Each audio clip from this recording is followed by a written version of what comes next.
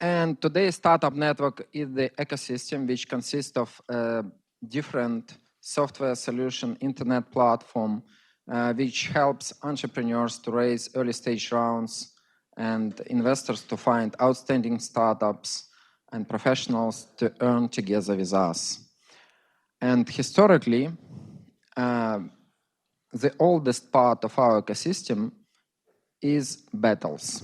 It's a pitching event for startups, which we conduct for more than 10 years already. And we do it in different countries and different cities. Usually we do approximately 30 events per year, but this year we already made 50 events. 10 of them we usually do in Silicon Valley and San Francisco. Here you can see the geography of our events. It's North America, it's Europe, it's Middle East, and Asia. And the heart of our ecosystem is Startup Network itself. It's a professional network like AngelList, you probably know in US, which allows to every entrepreneur to publish his idea or startup or investment project and communicate directly to investors in different cities of the world. We launched this project in 2015, and today we have more than 1,000 new investment applications every month from entrepreneurs which lives in 55 countries. And the new part of our ecosystem is Network VC. Under this brand, we already launched 2 funds. And in the first fund, we have 2 strategies. First one is financing our pre-acceleration program. I will tell you a little bit more later. And the second, our strategy is to act as a lead investor in our Silicon Valley Syndicate Club. What we do in this club, we are looking for the best startup from Silicon Valley, act as a lead investor, we invest our own money, and then invite business angels from different parts of the world to join our syndicate and to invest together with us. So if you are the business angel, you are invited to our club to invest together with us. If you are VC, you're also invited to act as a lead investor because we share with you management fee and carry. And we have a separate platform for launching educational and acceleration programs in online. And last year, we had 2 programs, and our main speaker was Ash Maurya. You probably know him as the author of Lean Business Canvas methodology and book. And this year we have a new program. It's a pre-acceleration program for those startups who are going to apply for top US accelerators, YC Techstars 500. And we invest $50,000 on this stage. So if you are going to apply to these startups, you are interested for us, please tell us about it and apply on our website. Also, we work with corporations and help them to implement best innovative solutions from all the world. And in every big city, we are looking for business partners who want to do this business with us, to conduct startup battles, to organize the branch of our Silicon Valley Club. So if you are from another city, please, and you are interested in this, tell me about this. Hi, my name is Dan Kim. I'm a partner here at Oric in the Tech Companies Group. We represent about 3,000 startups throughout their life cycles, from inception all the way to an exit. We help form companies, and then we help the entrepreneurs, set up their corporate infrastructure, negotiate deals with their investors, VCs, and then we help grow and scale with them. We represented, for instance, Instagram when it got sold to Facebook, Nest when it got sold to Google. We're a full-service law firm with about 1,100 lawyers all around the world, and we raised about $14 billion in VC financings last year from about 35 different countries, over about 860 transactions. So we're very active in the startup space and look forward to having an exciting unicorn battle today. Welcome, everybody, and we've got a good panel assembled here to talk about a very interesting subject relative to the different types of funding that are available today. Let's go ahead and get this started by just having each of you very briefly introduce yourselves and the companies and firms that you're with. So why don't we go ahead and start? Go ahead. Thank you. So my name is Marine. I work for GS Capital. We are an investment bank. We mostly do M&A, so we help funders selling the companies, but we also help the funder that we believe in raising capital at early stage. I'm Jordan with Bay Angels. We're an early stage angel investment group. We do pre-seed, seed, angel, occasionally Series A, technology across the board. We avoid certain sectors. We invest in companies mostly in the Valley, but we have been looking at companies across the rest of the United States. And we're pretty good.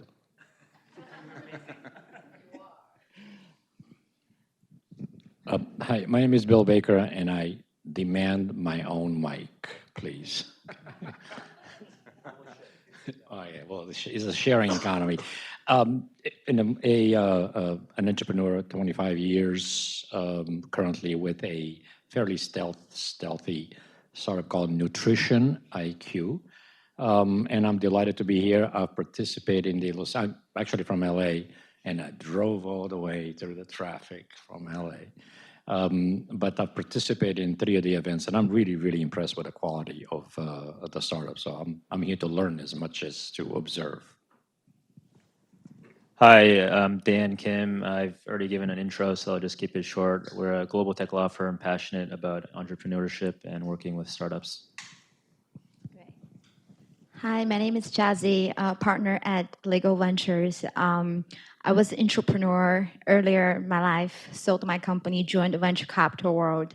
So I had a down from actually angel investing from my own money to seed, to A round, B round, and now actually are looking to deploy capitals in the US in the education space. So looking forward to share, I guess, experience both from entrepreneur side and also investor side as well with you guys today. All right, great. Well, before we get into some of the specifics around the different funding, I want to ask the panel just to comment for a minute on the current state of the investment community. What is the temperature? Just get a temperature reading here. What does it look like for startups these days, and what are you seeing out there in terms of sectors that may be hot or not, as the case may be? Sure. It's a big question. We can all talk about volume and amount of money that entrepreneurs raise, but what I really like to see in the market is that it's been 3 years that you see more entrepreneurs and actually more investors looking at different business models. I think for a very long time, asset light, anything SaaS, anything internet was what people were looking at. And I think it's great to see investors, corporate, strategics, private equity now participating in earlier rounds, family offices now investing in technology and in different business models. We see more hardware, we see more product that needs long manufacturing time. And I think this is good for the environment. For a very long time, at least from an M&A point of view, everyone was seeing technology as one sector, which was a sector independent from all others. And right now we see the technology disrupting all other sectors. So technology is not a sector on itself, but to disrupt sectors such as real estate or the car manufacturing sector.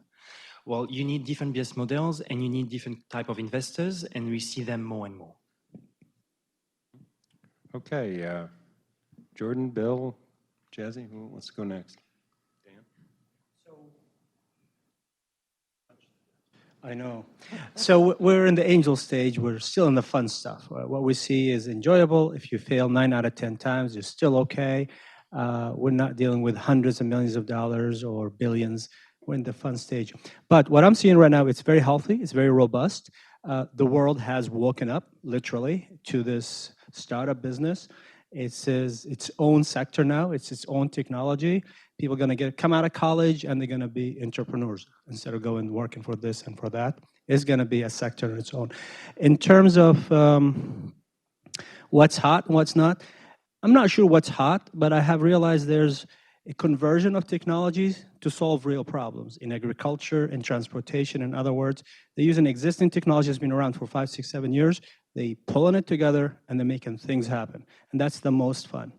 I'm also seeing a significant number of entrepreneurs who are not from the Valley kicking butt, doing really good stuff. And to me, that's very nice because we're seeing a different way of doing things than what we have been trained across in the Valley. I keep on giving you microphones. I know. Yeah, we're going to run out. It's all right. There are plenty of them back there. So this is going to hurt, okay?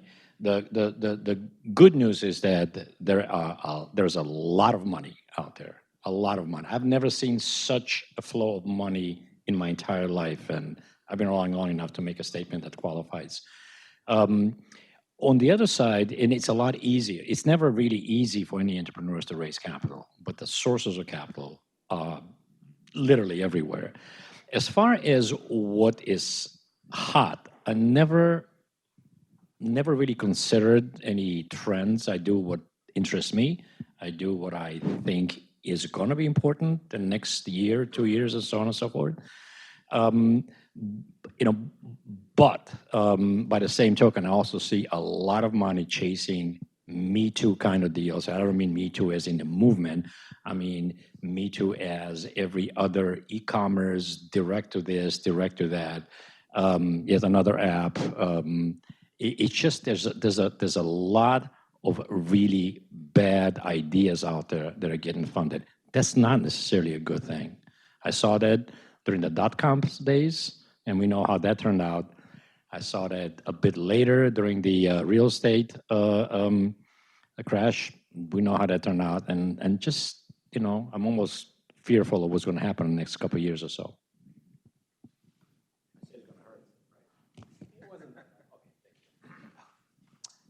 Yeah, overall, we also see not a really big slowdown in terms of deal activity. Things are still very busy. I would say that in terms of like at the Series A stage, seems like there may be a fewer number of those types of deals, but the check sizes or the round sizes are a bit bigger.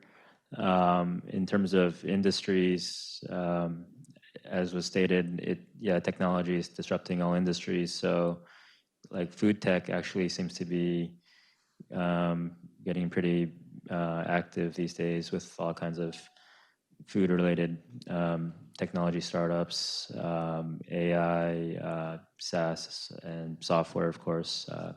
So there's just some observations. Jazzy, do you want to add to that? I mean, they answered very well. Well, I would say from micro perspective, okay, so I guess a few years back, we see a lot of money from Asia when capital control, it wasn't the issue. And we see company can easily get fundings when you have a buzzword, like artificial intelligence and so ever. Now, I think the venture capital industry is more and more mature in the way of each fund are more clear investment thesis, at the same time more tougher on their process, which means you really have to really bring in the value proposition into the market. And so I would say, is it hard to fundraise? I don't think it's a capital issue. It's much more about the bar is higher. And so, which is a good thing for the market because I have heard some started raising fundings with insane amount of valuation. And when tech bubbles, when the market's going to crack this kind of environment, I think when the industry is more and more matured and we have a system in place, and it will crack over time. So, but I don't think it's any encourage you guys go out with fundings. Just need to think more deeper. What are you actually doing? What are you bringing to the market? Well, let's dive in for a second into some of the specific funding categories, and I'll start with crowdfunding. You know, when I was doing a little work in advance of our panel tonight, I came across a couple of projects that were funded, such as blockchain sneakers and artificial human gills. Not exactly winners, you know, you have to take over the space. So the question I have is, does crowdfunding have a problem with legitimate projects, or is it beset by an issue of scams? So crowdfunding, what are you seeing in that area specifically right now in regards to this issue? Okay, so I'm going to answer that question. I'm going to take a step back to answer that question. First of all, is capital out there is they have a difference between them. Some of them are smart money, some of them are just quick money. And your product, your company are also at a different stage. Once again, when you're raising funding, it's not cheap because you have to be ready to give a chunk of your company or however long to someone who's gonna sit on your board or be your partner while you're doing the work every day. So a lot of times I feel like, well, when we try to understand what kind of funding is, well, maybe the first question is to take a step back, say, is that kind of funding a right fit for me? So now answer the question, crowdfunding. Crowdfunding has less obligations because while you're raising, let's just say, I'm looking for $500,000 to launch my first product. I want to raise from 200, 500 people out there. I don't really know their name, but I launch a campaign. Right? So that's very little obligation in both ends, but at the same time, what resource they're going to allocate with you? Is it product market fit, channel market fit? Is some of the connection to your first enterprise deal, right? So what is really there you're looking for? So crowdfunding is a pretty new trend of way of getting a quick money, get your project started, but I would only recommend that stay at idea stage. When you try to get a beta product into a market and see if there's even a market for it or not. And so by that mean, people say, oh, there's very little of mature project come out from that. Well, yeah, of course, because there was a purpose for the funding was to vet out the idea. The real company, at some stage, they will go for venture capital when they can back all the way to an IPO or M&A stage. So yeah, of course. So I think it's interesting that crowdfunding is in place in the market, but I think for an actual purpose. Go ahead, Dan. Yeah, in terms of whether crowdfunding is more prone to scams, I think is the question. I think overall, we're in a period where there's essentially a tension at a high level between essentially the democratization of venture capital, and you know, historically, the venture capitalists had the sole ability to access startups through their capital, and that this is primarily as a result of the securities laws, which are meant to protect investors and to ensure that, you know, people aren't getting scammed, which is what the securities laws are mainly for. But there's a push these days for giving the broader population opportunities to invest in these types of startups, and that's why you're seeing the liberalization of securities laws, which allow things like crowdfunding to occur. So I think a natural byproduct of loosening some of the investor protections is that you will see potentially more scams occurring in these crowdfunding type campaigns. I think a kind of parallel or analogy or example is just the cryptocurrency. There's a lot of, you know, that was a much more democratized fundraising platform where people could just buy tokens without really abiding by the securities laws, and now you see a lot of these are just scams. So I think that's just kind of, if you kind of loosen the controls, a lot of these other things can come in, and that's kind of the balance that everybody's trying to find right now. Jordan, I think you, or Bill, go ahead. Thank you. So I'm not claiming unique qualifications, but I did crowdfunding a little over 5 years ago when it first started coming out. I've raised money from angels and top tier VCs. So I know the the benefits and the liabilities with each one involved. Crowdfunding started as a really good idea, and unfortunately has been hijacked by the scam artists. Okay, it's sort of like it's the new pink sheets. I don't know how many of you really know what pink sheets are. It's like that Vancouver Stock Exchange, the Denver Stock Exchange, or something, or the Toronto Stock Exchange, where nothing but scam artists are trying to raise money on some of this, latest, cures for whatever it is. And it's really unfortunate. This Kickstarter, it still works for a lot of people that are looking for benefactors. But as far as raising capital, I would not recommend crowdfunding. For a simple reason is it doesn't really have the same sort of credibility that even an angel on early stage, a group like the Bay Angels has.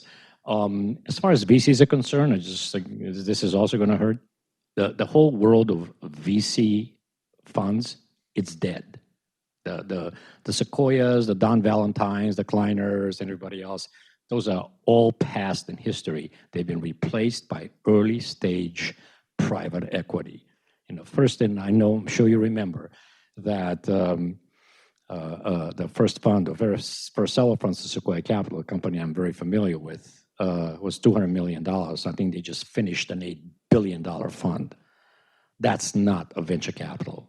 That is private stage.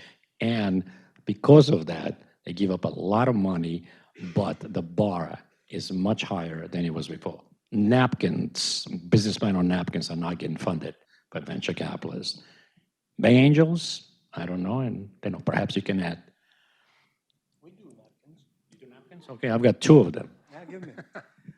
Crowdfunding is great. It's amazing. It's wonderful. We love it. It's a great companion if you're starting between pre-seed all the way up to Series A. Look at it, consider it, take it seriously. Buyer beware. Whenever there's a loosening of the laws, there's always scam artists. There's VCs who are scammers. There's banks who are scammers. Scammers are everywhere. So crowdfunding for us is an option we give to our guys. Is try crowdfunding too. You're raising 700K, set a goal for 300 or 400, and get that out of the way, because the angels and the VCs, they're gonna wear you out. On the other side, the individual citizen who cannot get into the valley and get on Salesforce.com 27th floor to raise money, they can put in 10,000, 1,000, 5,000. Some of the crowdfunding platforms, they're pretty good. They're not all great, but so do your homework, especially if you're an investor. But if you're a founder, it's one of the stops you need to check off. If you don't do that, you're really missing out.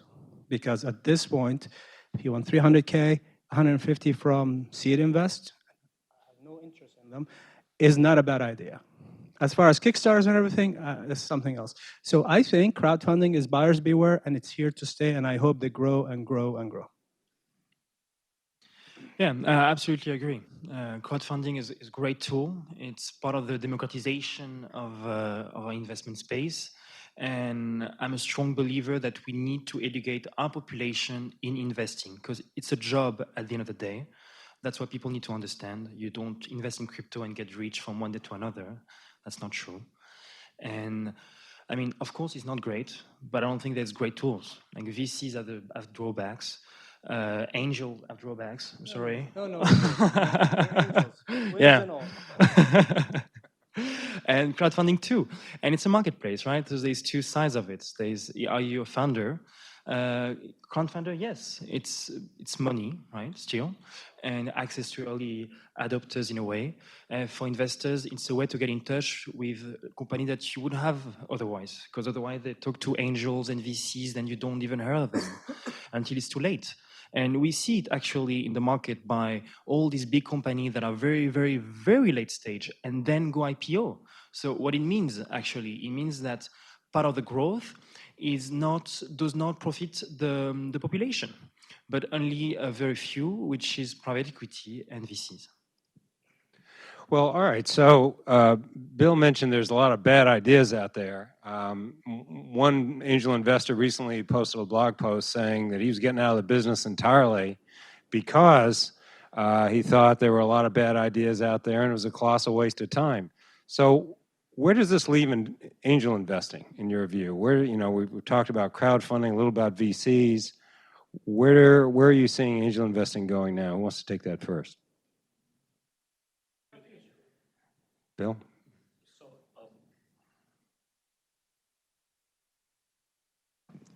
Got it? Thank you. So I think, personally, I think angel investors, Bay Angels being one of the best out there, has replaced the early stage VC model, okay? They still do napkins, that's a good thing.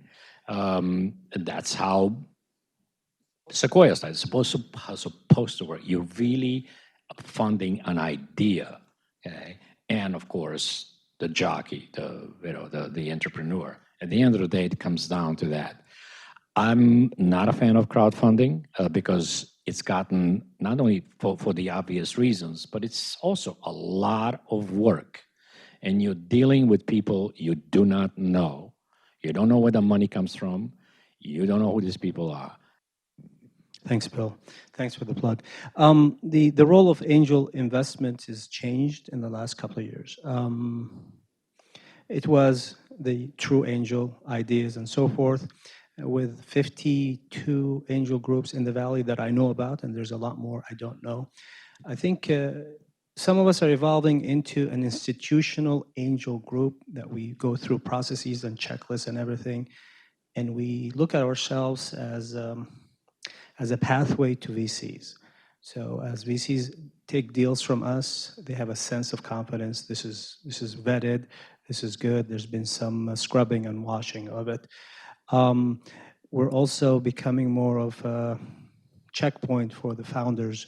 Are we on the right track? Is this a good idea? Is this a bad idea? Similar to market fit, there's like an investment fit. If the angels are more interested in you or showing keen interest, then there's an investment fit. So it's more than just money, and it's also more than just business development. It's more like a beacon. If people like you in the angel group, then you're really onto something. And there's a lot of great angel groups in the Valley, and I encourage you to touch them all. If you're looking for money, talk to each and every one of them. They all have something to offer. Yeah, absolutely. I would just add something quickly. I mean, angels, most of them, they are ex-entrepreneurs themselves. And this is where I believe it's a great way to get in touch with people that are hands-on and very happy to provide and support at early stage, which is different from a VC, which is still in structure, not a person. Dan, or? Yeah, on angel investment, I think the question was, should they get out of business altogether because of the... Well, some are. Some are getting out and, you know, they're disillusioned with the whole process. Yeah, I mean, overall, I think we're all here because we still believe that there are good entrepreneurs. And if you look at just the economy, Facebook, Microsoft, Amazon, Google, these are all tech companies that are venture-backed, that came out of the startup ecosystem. So the potential, I think, is still tremendous. If you look at U.S. public companies, about like 48% or so are venture-backed, and they account for about 80% of the R&D spending of U.S. public companies. And venture capital is only, I think, like less than 0.5% of the overall U.S. GDP. So I think the ability of technology to just transform is very high. But going back to crowdfunding, with angels are great investors to have because they can introduce you to VCs, and they're usually very company friendly in terms of the terms of their investment. They usually don't take control or board seats, and they're much less expensive capital than VCs. With respect to crowdfunding, just one point, crowdfunding can be a good tool, I think, in particular if you're like a hardware company and you're doing some kind of Kickstarter campaign to just validate or market your product. But there are some burdens of equity crowdfunding, including you can only raise up to $1 million every year, and then you have various disclosure obligations, filing obligations with the SEC. If you raise more than $500,000, you need to provide audited financials. If you raise more than 100,000, you need to provide financials that are reviewed by an independent accountant. So there are some burdens with equity crowdfunding, and so that's why we actually don't really see many companies go through the equity crowdfunding process, because it also sends a signal to the overall market that you weren't able to raise capital from more traditional sources. So that's just something that I relay. Jesse, do you want to add something to that? Sure. So this question is interesting because if I would answer, if you are running an angel investing business, or you're thinking to become an angel investor, then my advice is that you should only do that if you have a very strong network, because deal flow will be an issue. Why? Because that's just, for example, Google, I said head of Gmail or something. When he left the company, even he had idea before he left the company, his company is well funded, probably by some top tier VC in his network. So where the angel really play in that place. So like the angel network will help you out with kind of quality deal flow. And at the same time, you have a very good eye, because you need to pick out, you kind of have your own investment strategy, like picking out, okay, this company, this product, this big addressable markets, good team, whatsoever. So because it's quite early on. If you are an entrepreneur, I think most angel investment is done by convertible note. Maybe Dan can tell you guys more later. So convertible is much more flexible investment vertical than if you do an equity round. So what that means, you can sinking money on a rolling basis. There's very little of commitment, and just follow the convertible terms and getting that money in while you're working on your project, and without pulling a whole entire due diligence process with the firm. So in the same time, what to really subtract value out of it is to making sure find right angel investor that come with a lot of either network or values to your company early on, because those matters, and build a very close relationship with them. Why? Because for 3 reasons. They will bring in pilot customer. That will help you with your A round, whatever, later on valuation. 2, they will actually put a reputation out there for you. You'll need that when you're an early company, you don't have any credibility. 3rd is that they will make introduction for your next round. With that introduction, your fundraising, it will be a lot more smoother than you think, than knocking on the door cold. So really take that advantage of building an effective angel investor network for yourself. Bill, go ahead. Yeah. If I may add to what you're saying, angel, modern day angel investing really started with AngelList. It was a bunch of other ones before that, but they're the ones that sort of kicked it up the notch. So now it's a bit of a mature market. What we're seeing is Darwinism at work, okay? A lot of angels and a lot of people that are angel investors went in there, with the whole company, which is what we do as entrepreneurs as well. There's a whole lot of romance involved. I'm going to build the next greatest things to slice bread. It doesn't really work that way. I'm not the prolific writer that you are, but I am published author, and one of the things I wrote about in Business Journal is the LA Tech VC scene, where I mentioned part of the problem that a lot of this new money that's coming in has is that they don't understand what a VC's number one responsibility is, and that is they're in a talent elicitation business. Okay, you have to know that jockey can ride a donkey and still come in for the finish, but still come in the money. So it's Darwinism, at least that's what I said, which is one of the reasons why Bay Angels and SPV Angels too, because there is now the formation of the nebulas and the stars and the galaxies that everybody goes to versus just also rents. All right, well, we've got lots of grist for the mill here. I want to give the audience an opportunity to ask any questions that they may have out there while we've got a few minutes left. I've got some more, but let's see who might have some questions from a great panel out here. Who's got something for questions about crowdfunding, angels, VCs, state of the world today? Here we go, we got a gentleman here. Hello, I'm Alexi. I have a question regarding crowdfunding. Can we work with, can crowdfunding helps for deep tech startups? Deep tech, yeah. Deep tech startups, who wants to take that one? Yes, of course. Crowdfunding is a source of money. If you're going to rely on crowdfunding for deep tech only, that's not going to work.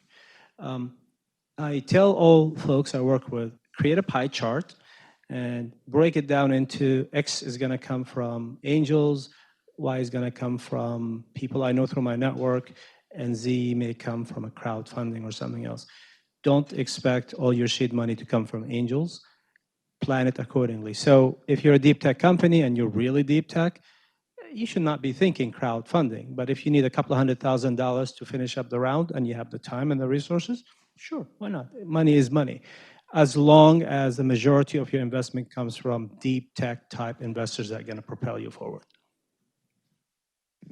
So if you look at crowdfunding, and when a company goes on IPO, it's sort of a crowdfunding, right? Okay. I remember I was young enough to remember when Cisco went public. Okay, they went crazy, and they say, how many people can actually explain what a freaking router does, right?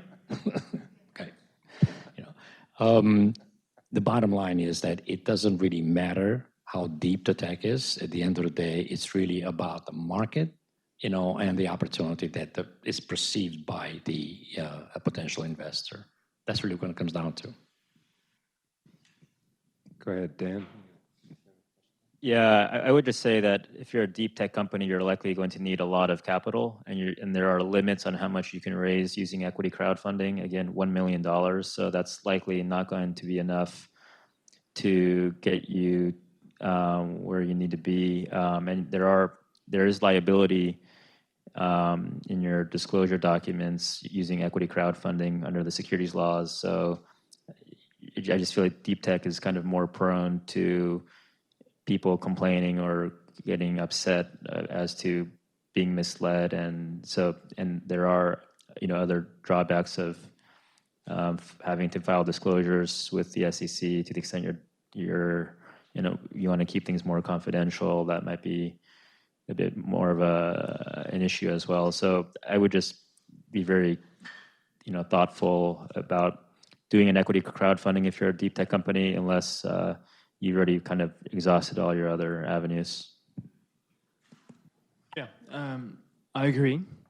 At the same time, there's a firm here called Propel X. It's Propel in bracket X, and it's great guys. So go talk to them. And it's a crowdfunding platform specialized in deep tech.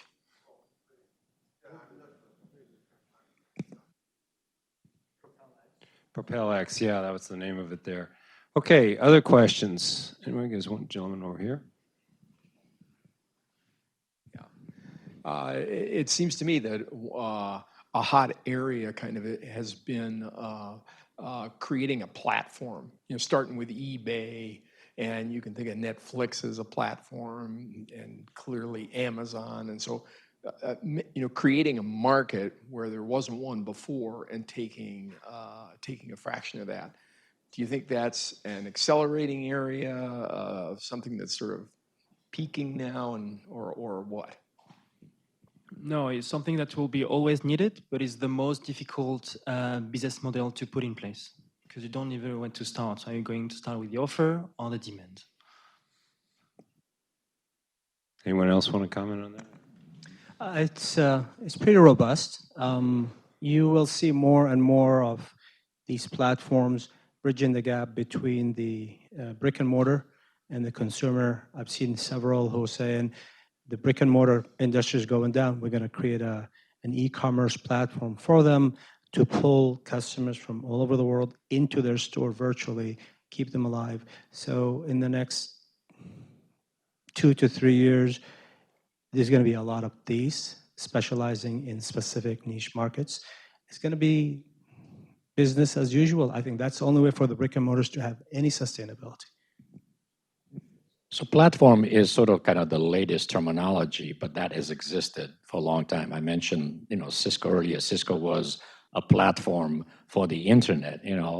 eBay was a marketplace, for for consumers, the platform.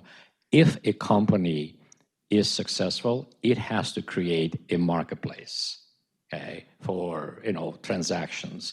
Whatever that technology is, it has to create or improve a specific marketplace. So I'm not all that crazy about the latest terminology, but at the end of the day, this is what we're always striving for. Okay, well, it's about 7 o'clock. I think we're going to have to now move on to the rest of our program. But before we do, please give this excellent panel a round of applause tonight. And now, Julia.